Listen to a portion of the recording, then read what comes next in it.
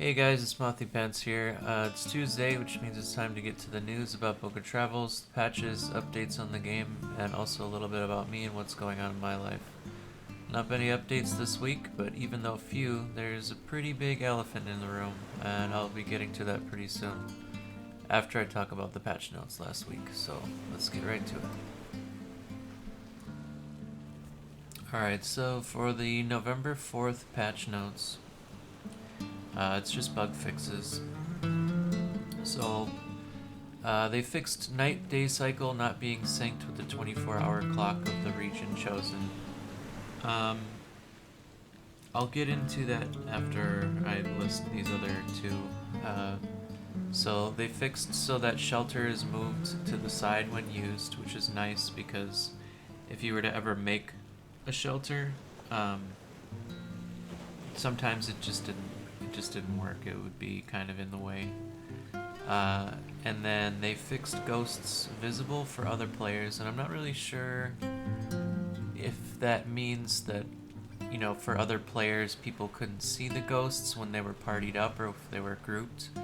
I never had an issue with that, but it's still good that they're fixing it if that was. Okay, so as far as the 24-hour day-night cycle goes, I'll try not to get into too much of a rant about this because it's kind of a big deal, it's kind of an issue, and especially since this came out last week, it's been discussed on Steam, it's been discussed in their Discord. There's a lot of complaints, and I think that their intention was a lot different than what they ended up doing. So basically what they had said that they were going to do was they were going to sync each area to each time to the selected server. So there's the Asia server, there's the European servers, and then there is a US West and a US East server. Now, the US West and US East technically are like three hours apart. But what happened is all of the servers are basically on the same time, and that basically means if you are wanting to play if you're wanting to play in the daytime, you're gonna have to play in the daytime for your time zone. If you want to play in the nighttime, you have to play at night for your time. You know, that's nice immersion and all, but for people that work in the day and can only play at night, that means that you will always be playing at night. If you get off of work at 6 o'clock in the afternoon or in the evening and you log into Book of Travels, it's going to be nighttime for the whole time that you're playing.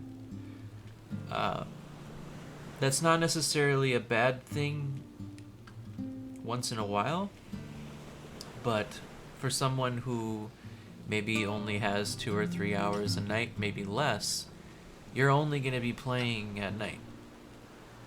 Or if you are, maybe you work night shift and you work nights, you're only going to be playing during the day. Now, that may be, you know, that may sound great. Oh, well, cool, you know, I can play during the day and, you know, go along my business. No issues there. But there are certain events and certain things that only happen during the night, and vice versa. There's only certain things that only happen in the daytime. And so you're kind of stuck in that sense. So the time zone that they have it set to, I believe, is GMT, which is I think it's Greenwich time, which is a European, I think, time zone. But that's not the case for US West and US East. Um, where they had it before, uh, it depended on whatever server was linked to a certain time. So you could server hop a couple times, and you could be on a server where it was nighttime, switch, log out, go to a different server, and it could be daytime. Which was nice, because if you needed to get something done during the day, you find a daytime server. You need something done at night, you find a nighttime server. Now, you're basically screwed, regardless, either way. And I really don't think that this is exactly what they wanted to do to their players. I believe that Might and Delight and the people that are working on Book of Travels are not trying to make it harder on their players. I think that this was a mistake. It's just unfortunate, because this mistake has gone on for about a week now. And this game is still kind of in their first impression stage, where it's nice that they're coming through with patches every week. Certainly keeps me busy, but at the same time, I don't know if they're purposefully being non-responsive, trying to fix these notes, these patches, or if it's just the schedule, if that's just their schedule and they're just sticking to it, which, from what it looks like, that's kind of what it seems like they're doing. They're just, they come out with the patch on Tuesday, they come out with the patch on Thursday, they have their weekend. Maybe some people work on the weekend and they work on the patches, and and it's all good. And then they come out with another fix. The only issue that I personally have been running into is, it seems like they fix one thing and then there's an issue with something else, or they'll make it so that the things that you kill don't keep saying the same things over and over again, even though they're dead. Well, that's great, but now they're just laying there, making a repeated sound, or before, where it really wasn't a big deal for them to continue saying things, because at least I wasn't being spammed by wolves growling throughout the entire southern region of Jade Urn. Or right now there's an issue where if you are in a town, I think it's in Crossings or in Mir, and you are near the tea house, there is someone that is coughing constantly. It's just a repeated sound of someone coughing over and over and over again. And that didn't used to be a thing. That was not a problem before. So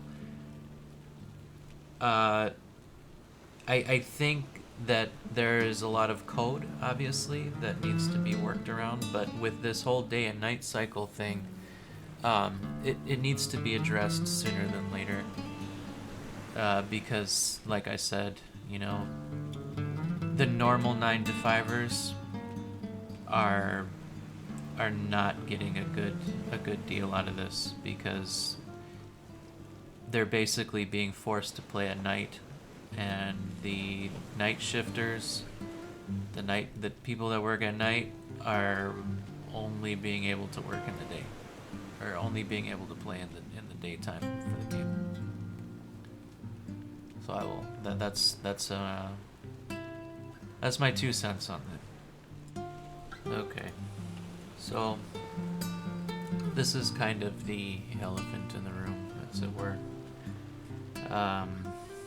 So this is the biggest issue that they're having so far, and again, I will try not to get on too crazy of a rant here, but I will just read as this says. So, issues with permadeath, how we're tackling it. Dear Traveler, Book of Travels is nearing its 1-month anniversary on the market, and while there definitely has been ups and downs, we've thoroughly enjoyed watching you explore Braided Shores so far. We're also listening intensely to what you have to say about our game, and what your biggest points of concern are. Right now, we gauge that permadeath is causing a lot of headaches for many players. We know that it has been a controversial topic for some players since the start, and we've expressed our thoughts on it in terms of the design philosophy behind it before. The real issue isn't even that the game currently has permadeath, but that because of the nature of early access, there are bugs in the game that could cause the player to die through no fault of their own. I've personally talked to some of you that have had hundreds of hours of playtime go to waste because of technical issues. Obviously, that's not fair. What are we going to do about it, one would wonder. Then, they post here what we're doing about it. What they're doing about it. Starting beginning of next week, which is this week, we're going to turn off death entirely. Entirely. Making it impossible to die at all. This may seem like an inelegant solution to a larger problem, but we want to stop unnecessary loss of traveler lives as soon as possible, and preferably without taking too much resources from the fixing of bugs and polishing efforts of our team. We discussed several alternatives to the solution, but ultimately we decided that this would cause the least frustration for our players. We're also going to revive every character that has already died up until this point. This probably won't happen at the same time as death is disabled, but we're aiming for this to be done within a few days of the update rolling out. Please note that while your dead characters indeed will come back to life next week, their inventory will sadly have been wiped. This is an unfortunate side effect of the revival that we couldn't get around. However, any equipped gear should still be there, as should any items stored in a storage box. We've said before that permadeath isn't holy to us.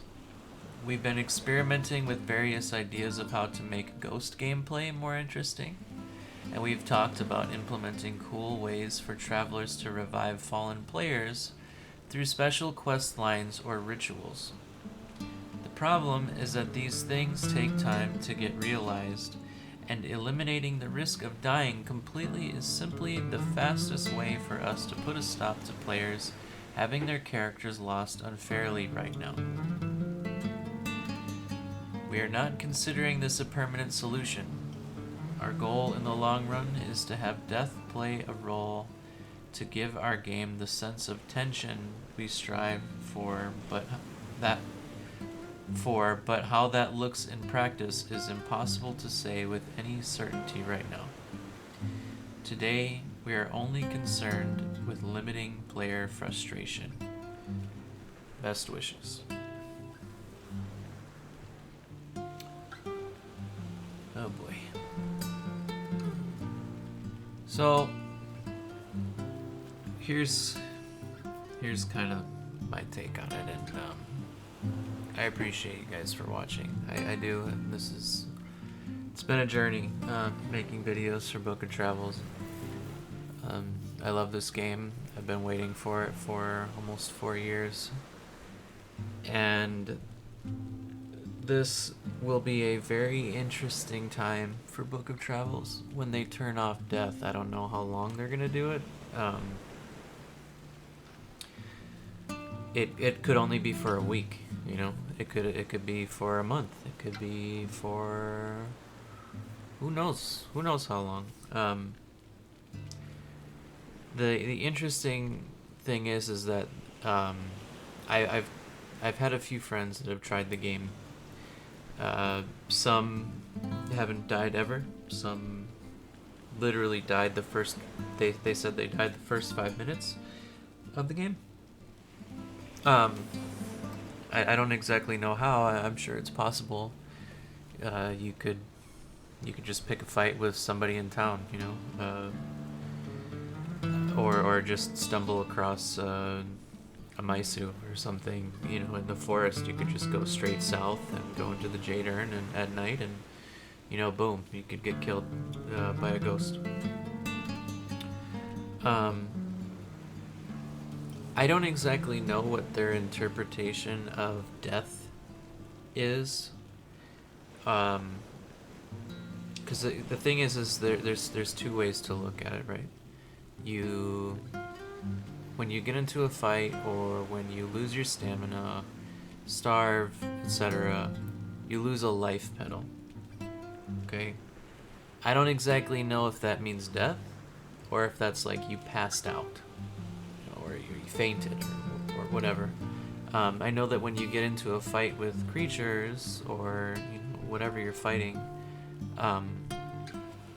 you have technically fainted, and if you're in a group, they can bring you out of that.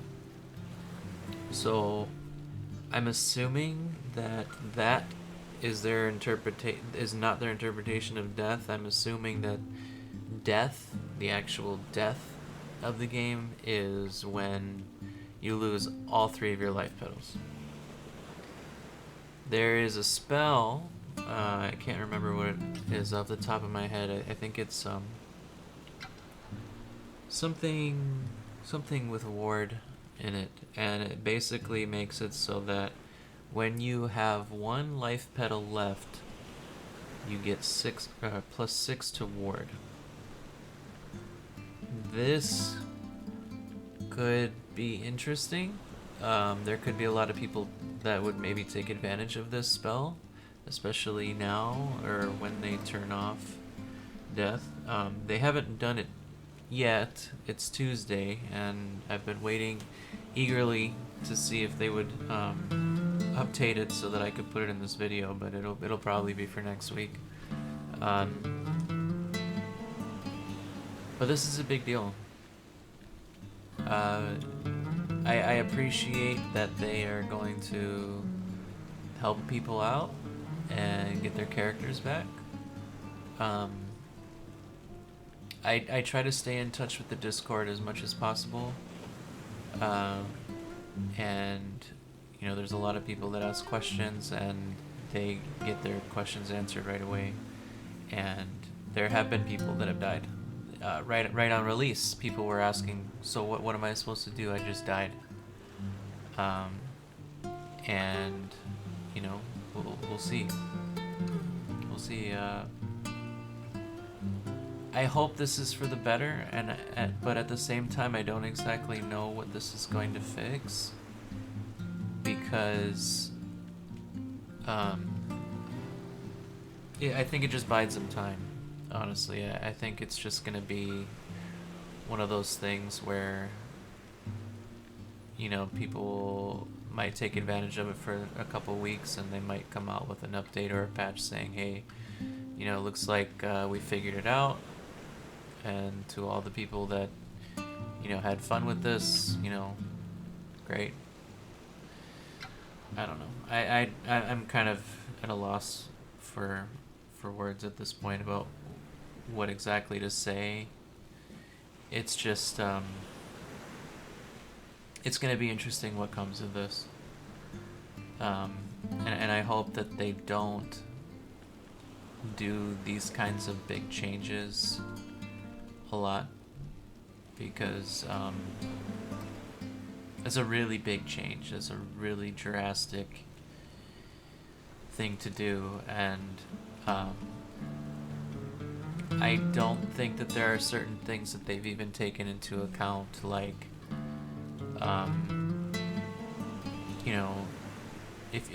if say somebody has a character, dies, they make a new character, it dies, they make another character, it dies.